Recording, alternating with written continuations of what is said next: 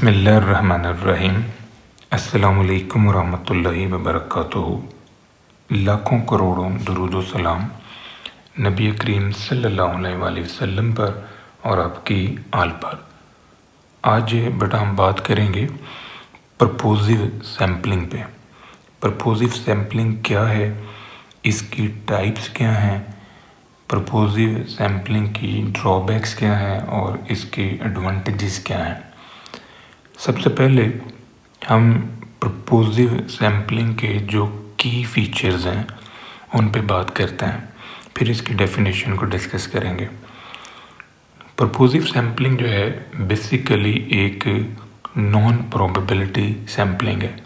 इसका मतलब है कि प्रपोजिव सैम्पलिंग में जो हमने सैम्पल ड्रॉ करना है उस सैम्पल की ड्राइंग में प्रोबेबिलिटी का कोई रोल नहीं है।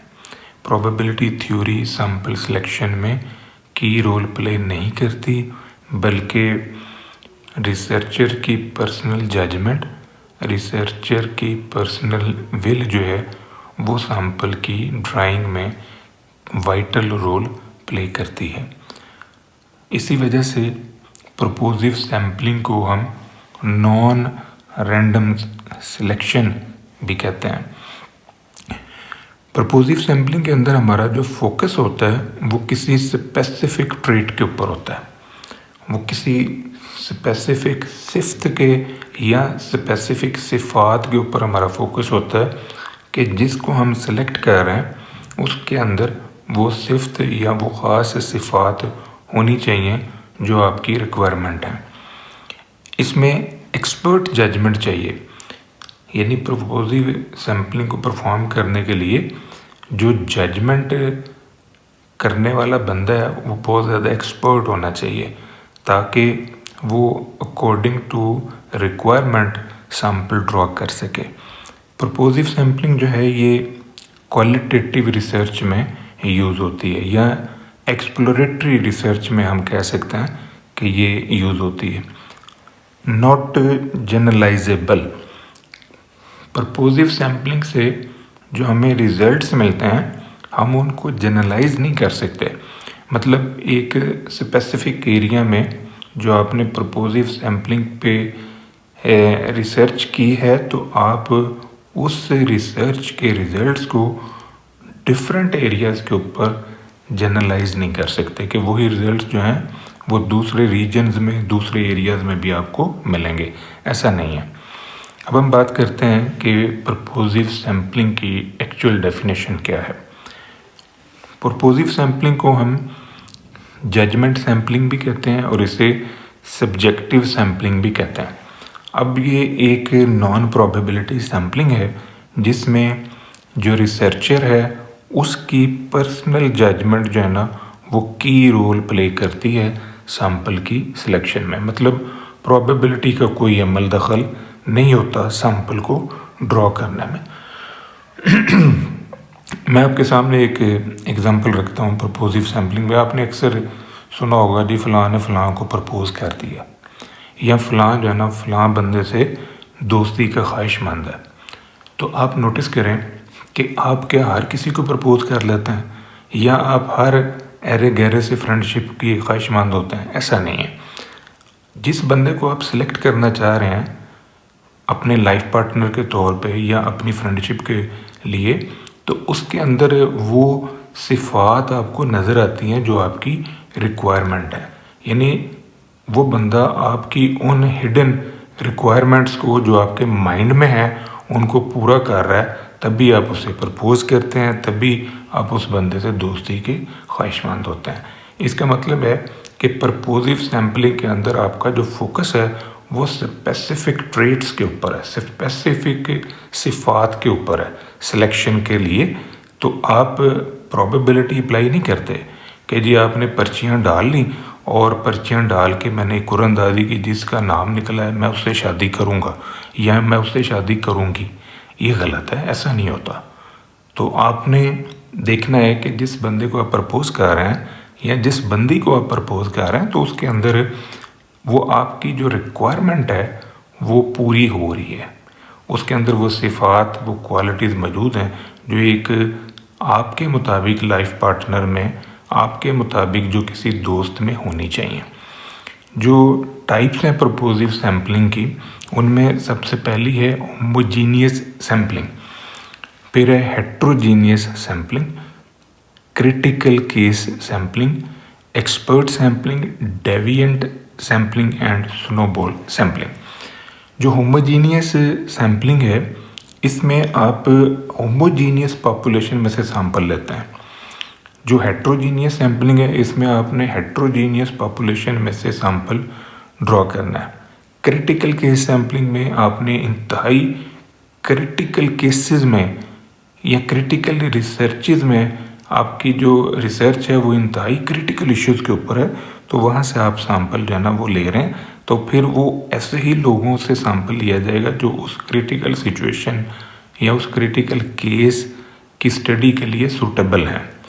एक्सपर्ट सैम्पलिंग है। डेविएंट सैम्पलिंग मतलब आप आउटलायर्स के ऊपर रिसर्च कर रहे हैं, जो डाटे की मेन बॉडी से हटके हैं या जो एक स्पेसिफिक ट्रेंड से बियॉन्ड लोगों का बिहेवियर है, तो ऐसे सिलेक्शन क्राइटेरिया को हम डेविएंट सैम्पलिंग कहते हैं। स्नोबॉल सैम्पलिंग में हम लोग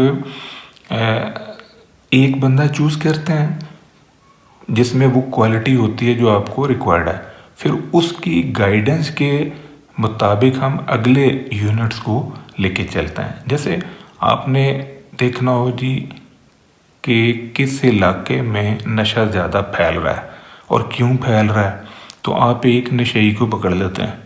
वो नशेई जो है ना, उसको आप फैंटी लगाते हैं, उसको आप टॉर्चर करते हैं, वो बताता है फिर आपको कि मैंने नशा फ़लाँ बंदे से लिया था। वो गाइड करता है जी फ़लाँ के पास चले जाएं, फ़लाँ बंदे के पास जिसका उसने नाम लिया, आप उसके पास जाते हो, उसको भी आप टॉर्चर करते हो, वो आगे 2-3 का नाम ले लेता है, फिर उन 2-3 तक बात चलती है, फिर आगे चलती है, वो आगे 2-3 का नाम लेते हैं, and so on. At the end आपको पूरा नेटवर्क जो है ना, जो नारकोटिक्स में मुलव्वस हैं, वो सारे का सारा आप पकड़ लेते हो। तो स्नोबॉल सैम्पलिंग में क्या है कि आपने एक बंदा पकड़ना, उसकी गाइडेंस के मुताबिक फिर अगले लोगों ने पकड़े जाना, तो इसको हम स्नोबॉल सैम्पलिंग कहते हैं। और ये डिटेल में हम स्नोबॉल सैम्पलिंग के ऊपर एक अलग से वीडियो लेक्चर करेंगे। प्रपोजिव सैम्पलिंग के कुछ एडवांटेजेस हैं, जिनमें सबसे पहला है कि ये एक एफिशिएंट सैम्पलिंग टेक्निक है और टाइम सेविंग है। हम कम वक्त में ज़्यादा बेहतर तरीके से रिजल्ट्स जो है ना वो जनरेट कर सकते हैं। और प्रपोजिव सैम्पलिंग में हमारा जो डाटा है वो बहुत ज़्यादा रेलिवेंट होता है, यानी जो हमारा टारगेट है, जो हमारी रिक्वायरमेंट है, उससे रेलिवेंट डाटा हम निकालते हैं।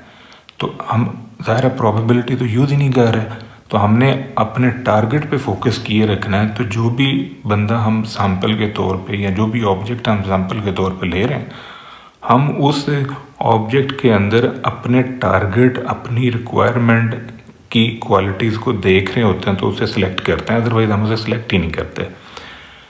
तो ये जो स्टडी है, ये क्वालिटेटिव रिसर्च या क्वालिटेटिव जो प्रेफरेंसेस हैं उनको जज करने के लिए हम परफॉर्म करते हैं। यहाँ पर ये ध्यान में रखिएगा कि क्वालिटेटिव रिसर्च और एक्सप्लोरेटरी रिसर्च ये सारी सेम है। सोशल फिनोमेनास की रिसर्चेज जो हैं वो प्रपोजिव सैम्पलिंग की मदद से या जजमेंट सैम्पलिंग की मदद से हम कर रहे होते हैं। फ्लेक्सिबिलिटी है इन सिलेक्शन ऑफ सैंपल ज़ाहिर है हमने अपनी मर्ज़ी से लेना है, तो हम बड़ा सैंपल भी ले सकते हैं, हम छोटा सैंपल भी ले सकते हैं, हम मीडियम साइज़ का सैंपल भी ले सकते हैं। ये डिपेंड करता है कि कितने लोग आपको अवेलेबल हैं उस रिसर्च का हिस्सा बनने के लिए, उस क्वेश्चनेयर के मुताबिक आंसर करने के लिए। तो ज़ाहिर है रिसर्चर की अपनी मर्ज़ी है, तो जब आप अपनी मर्ज़ी से सैंपल ड्रॉ कर रहे हैं तो डेफिनेटली वो सैंपल फिर फ्लेक्सिबल ही होता है। यूज़फुल है ये सैम्पलिंग जब हमारी पॉपुलेशन बहुत ज़्यादा दूर दराज फैली हुई हो। अगर पॉपुलेशन स्कैटर्ड है वाइडली, तो फिर ऐसी सिचुएशन के अंदर हम लोग प्रपोजिव सैम्पलिंग से ही काम चलाते हैं। अगर हमारी पॉपुलेशन डिस्ट्रॉयबल है, ख़राब होने वाली है, आप उसको एनालिसिस प्रोसेस में ख़राब कर सकते हैं या ख़राब हो सकती है, तो ऐसी सिचुएशन के अंदर फिर हम प्रपोजिव सैम्पलिंग का सहारा लेते हैं। जैसे एनर्जी सेवर्स हैं या आप ये कह लें कि परफ्यूम्स हैं, इंजेक्शंस हैं, या कोई ख़ास किस्म के जानदार हैं जिनके ऊपर आप रिसर्च कर रहे हैं, तो ड्यूरिंग एग्जामिनिंग प्रोसेस उनकी डेथ हो सकती है, डैमेज हो सकते हैं वो, तो फिर वहाँ पर प्रपोजिव सैम्पलिंग ही हम यूज़ करते हैं। प्रपोजिव सैम्पलिंग की कुछ डिसएडवांटेजेस हैं, जिनमें सबसे पहली है कि high risk of bias exist करता है। ज़ाहिर है जब यहाँ पर सैम्पल की सिलेक्शन जो है वो प्रोबेबिलिटी पे बेस ही नहीं करती, बल्कि रिसर्चर की अपनी जजमेंट पे बेस करती है, तो दो या दो से ज़्यादा अफराद जब एक ही स्टडी परफॉर्म कर रहे हैं तो उनका जो मेंटल रुझान है किसी स्पेसिफिक ट्रेड्स की तरफ वो इन्फ्लुएंस करता है, तो वहाँ पर फिर बायसनेस जो है ना वो एग्जिस्ट कर सकती है। सिलेक्शन जो है ये सब्जेक्टिव है, यानी प्रपोजिव सैम्पलिंग में हमारी जो सिलेक्शन है वो प्रोबेबिलिटी पे, रैंडमनेस पे बेस ही नहीं करती, वो सब्जेक्टिव है कि जिस बंदे को, जिस ऑब्जेक्ट को आप एज ए सैम्पल यूनिट ले रहे हैं उसके अंदर वो क्वालिटीज़ हैं या नहीं है। अगर नहीं होंगी तो आप उसे छोड़ के कोई नया ले लेंगे।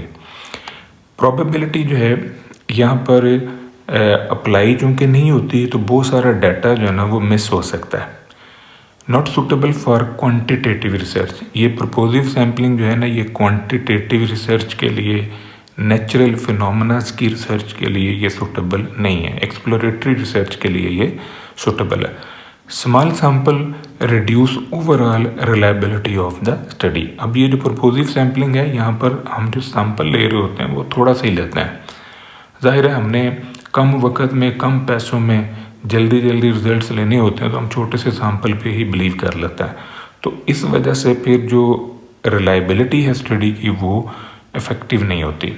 Replication not possible for 2 or more researcher, 2 या 2 से ज़्यादा रिसर्चर जो हैं उनकी रेप्लिकेशन नॉट पॉसिबल, मतलब कि जो रिज़ल्ट्स हैं वो रिपीट हो जाएं, सेम रिज़ल्ट, सेम आपको नतायज जो है ना वो मिल जाएं, ऐसा पॉसिबल नहीं है। Difficult to measure sampling error, ज़ाहिर है जब आप इसमें सैम्पल ड्रॉ ही अपनी मर्ज़ी से कर रहे हैं, प्रोबेबिलिटी यहाँ पर अप्लाई नहीं हो रही, तो इस सिचुएशन के अंदर जो सैम्पलिंग एरर है उसको फिर मेजर करना थोड़ा मुश्किल होता है। तो ये जो सिलेक्शन क्राइटेरिया है ये ट्रांसपेरेंट नहीं होता। दूसरी बात ये कि ये इतना वेल डिफाइंड भी नहीं होता, तो जब ये पर्सनल जजमेंट पे बेस कर रहा है तो फिर ये एथिकली साउंड भी नहीं है।